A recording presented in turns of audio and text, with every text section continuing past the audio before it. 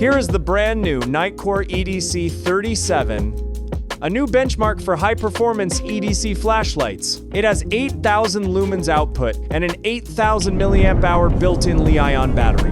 At 1,500 lumens, it can run for up to 7.5 hours. What's more, it also has an all-new dual-stage customizable button. You can set functions independently. This is something you won't find on other flashlights. The EDC37 isn't just a leap in performance.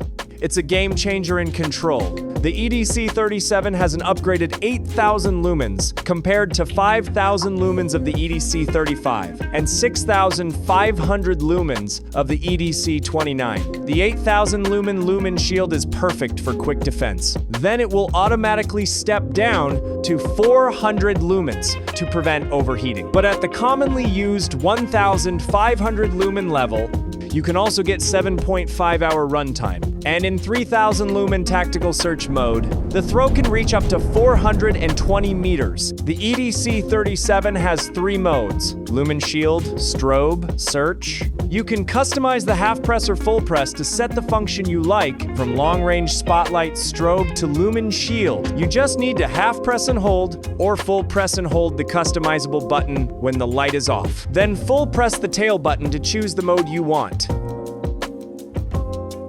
You can also preset the brightness when the light is off, or activate reverse momentary ultra low to instantly switch back to 15 lumens from high level for stealth lighting. Now, the EDC37 also comes with an OLED display, providing a more intuitive interface. It can display real-time brightness, battery level, and remaining runtime. The physical lockout switch is for safe carrying and prevents accidental activation. Compared to the EDC33 and EDC35, the EDC37 removes the half lockout mode and the optical sensor, but includes detachable glass breaking tips.